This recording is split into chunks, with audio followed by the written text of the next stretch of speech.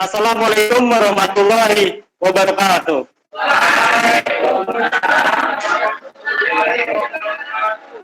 Hari Selasa tanggal 21 September tahun 2021. Kita ketemu lagi pelajaran sistem informasi geografis. Untuk memulai pelajaran hari ini, Bapak minta tolong bagi yang bersedia untuk memulai doa. Nah, silakan Akbar.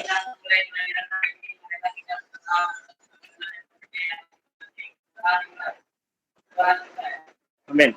Ya, terima kasih Akbar. Bapak akan absen terlebih dahulu. Alia Miranti, Arif, Saufi hadir. Oh, semua sudah lengkap. Nanti Bapak minta untuk kalian jangan lupa untuk mengisi absensi online kita yang Bapak tautkan di Google Classroom. Oke, hari ini di pelajaran sistem informasi geografis, pada pertemuan yang telah lalu, kita sudah mempelajari materi tentang sumber dan analisa data spasial dan data non-spasial. Ada yang bisa menyebutkan sumber-sumber data spasial yang sudah kita pelajari minggu lalu? Citra satelit, peta analog, foto udara, apalagi GPS. Kalau data non spasial, data tabulan. Sekarang apa sih manfaat dari pelajaran-pelajaran yang kita lakukan? Memang sudah berkembang, teknologi sudah mulai maju. Paling tidak itu sudah punya masing-masing HP, bisa browsing. Begitupun sama survei dan pemetaan. Salah satu contohnya dari awalnya penggunaan restris, penggunaan alat-alat ukur dasar, alat-alat ukur yang langsung menuju ke lapangan, sekarang berkembang. Ada yang namanya penginderaan jauh, ada namanya sistem informasi geografis. Itu yang membantu kita sebagai seorang juru ukur, bagian-bagian yang sulit dijangkau, kita bisa pakai data-data penginderaan jauh. Kemudian bisa kita olah melalui sistem informasi geografis. Nah, itulah kegunaan-kegunaan manfaat yang bisa kalian dapatkan pada saat mempelajari sistem informasi geografis. Kita akan mempelajari materi konversi data spasial. Nah, kemudian penilaian yang ada di dalam mata pelajaran ini, yang pertama kalian akan mengerjakan LKPD. Kemudian yang kedua, kalian akan melakukan evaluasi yang Bapak berikan nanti berupa kuisis. Nah, kemudian yang ketiga, keaktifan kalian di kelas itu adalah penilaian Bapak juga. Bapak minta tolong Arif untuk memberikan kompetensi dasar yang harus kita miliki. Menerapkan metode konversi data spasial. Oke, jadi ada dua kompetensi dasar yang kita harus kuasai di mata pelajaran ini. Misalnya Bapak minta tolong Krisna bacakan untuk tujuan pembelajaran. Setelah peserta didik mengamati gambar dan materi, peserta didik dapat menjelaskan metode konversi data spasial dengan benar. Setelah peserta didik mengamati presentasi belajar, peserta didik dapat menganalisis metode konversi data spasial yang digunakan dengan benar. Setelah peserta didik mengidentifikasi data spasial yang didapatkan melalui Google Earth, maka peserta didik mampu mengolah data raster menjadi bentuk data vektor pada Google Earth. Setelah melakukan diskusi dan menggali informasi, peserta didik mampu menyajikan data raster yang telah dikonversikan menjadi data vektor pada Google Earth dengan cepat. Iya, nah itu adalah tujuan pembelajaran yang akan kita capai pada hari ini atau pada pertemuan ini. Apa itu konversi? Risma, silakan Risma. Konversi dapat diartikan sebagai perubahan dari suatu sistem pengetahuan yang lain. Samping itu, konversi dapat juga bermakna perubahan, militan atau suatu benda, tanah, dan sebagainya. Konversi dalam arti lain dimaksudkan sebagai perubahan yang satu rupa dan sebagainya, bentuk rupa dan sebagainya yang lain. Kalau dari penjelasan ini, bisakah kalian memberikan contoh di kehidupan kalian sehari-hari? Apa itu konversi? Air laut jadi garam. Itu dikonversi juga bentuknya. Itu salah satu konversi. Kemana? Analog ke digital. Mantap.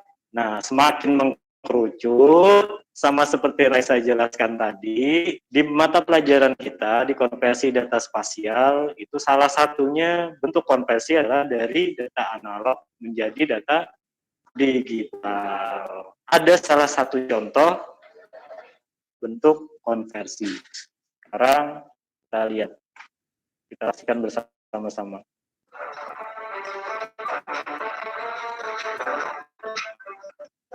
Apa aja yang bisa kalian lihat di layar ini? Garis poligon, ya sama. Apa lagi? Luasan. Peta. Iya, bentuknya peta, ada petanya. Data raster. Betul sekali. Ada garis, bentuknya luasan. Jawab tadi ada utara, tengah, barat, timur, selatan. Nah, itu informasinya. Kalau peta tadi bentuknya adalah data raster.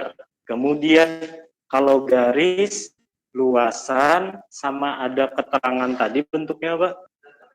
Data vektor. Kelihatan ada perbedaan dan format datanya di situ. Atau dia bisa menjelaskan apa itu data raster?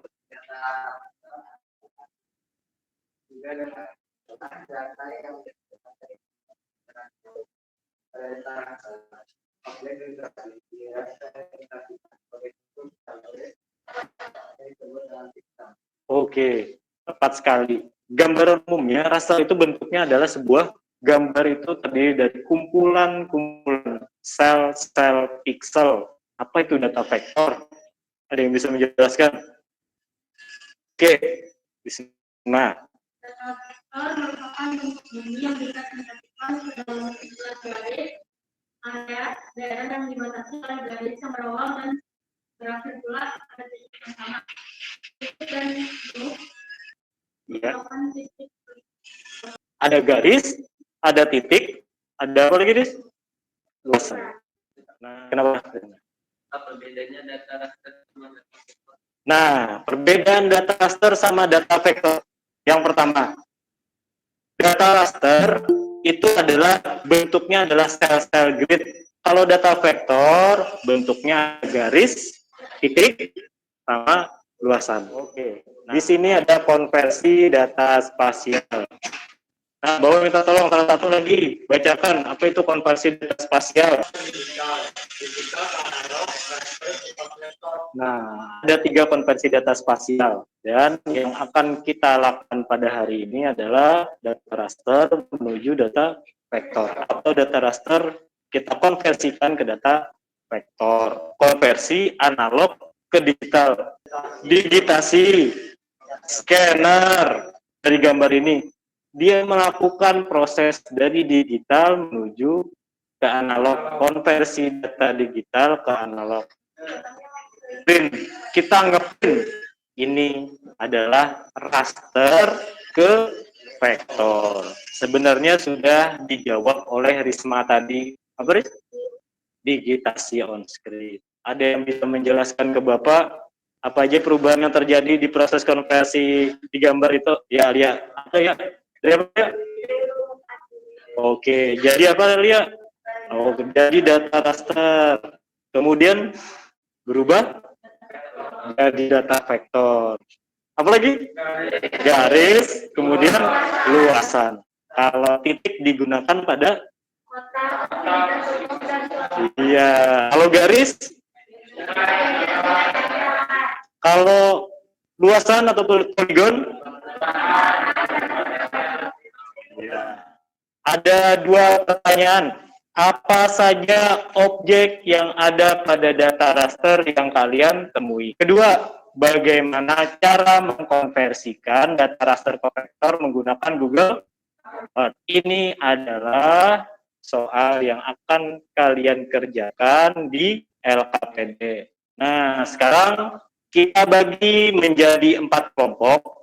Di meja sebelah kiri Bapak kelompok 1, di depan Bapak kelompok 2, di tempat Risma kelompok 3, dan di tempat Arif kelompok 4. Ini Bapak bagikan KPD, ini Nasibudin, Arif.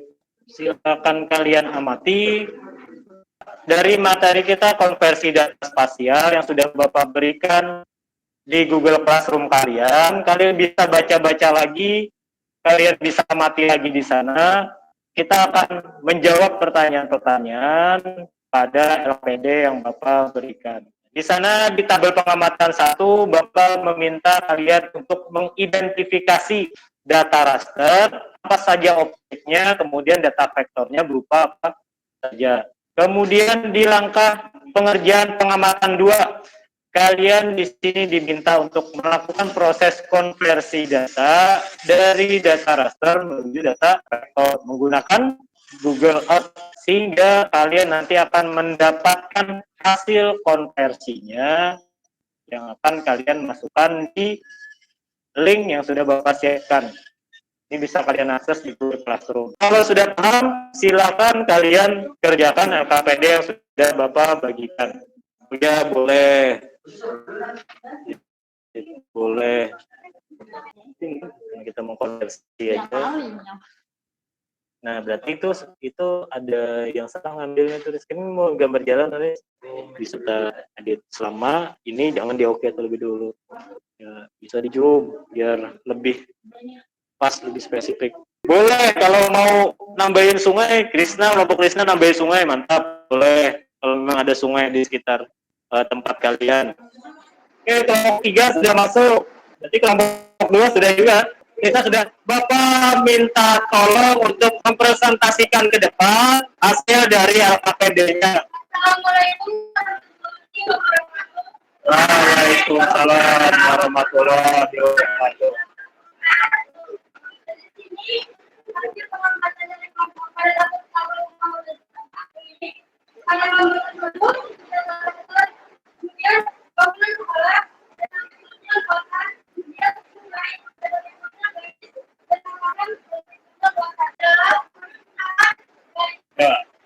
Terima kasih kelompok 3. Di sini kelompok 3 sudah melakukan proses digitasi. Ada jalan, ada bangunan. Setelah kita amati, kelompok 3 sudah bagus. Jadi ada bentuk yang memang bangunan tidak persegi panjang, tapi bentuknya awalnya persegi panjang, jadi tiba-tiba itu prinsip-prinsip digitasi, ada proses digitasi dari data ke vektornya sudah bagus. Nah, silakan kelompok 3 untuk ke tempat duduknya, kita beri tepuk tangan kelompok 3. Nah, nanti LKPD-nya akan Bapak nilai, jadi silakan LKPD kalian dikumpulkan. Oke, setelah kita melakukan proses digitasi, yang pertama, misalnya kalian bisa mengamati. Misalnya kita melihat ini ada objek yang terlihat di sini rata, berbentuk agak memotong lah.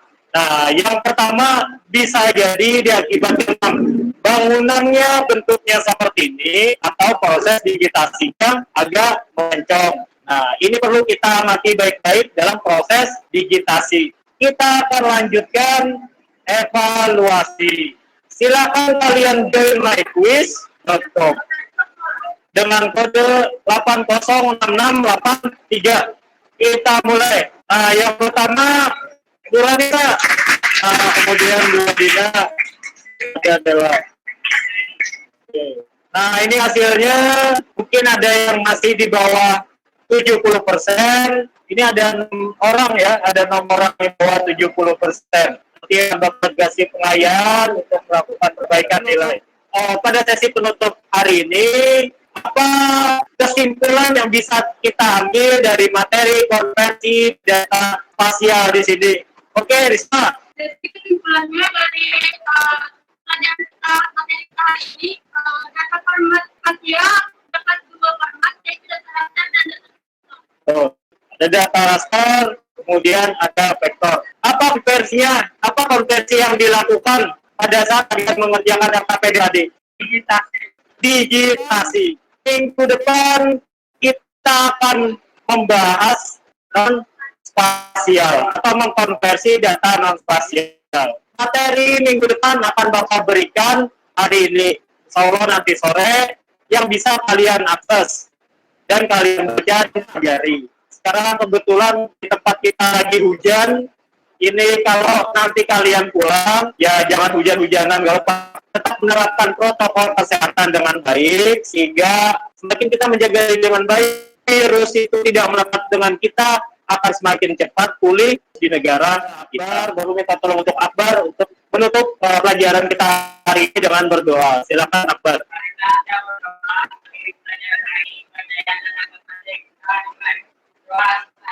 Oke, Bapak terima kasih untuk hari ini. Karena hilaf Bapak mohon maaf. Bapak ini, wassalamualaikum warahmatullahi wabarakatuh. Waalaikumsalam warahmatullahi wabarakatuh.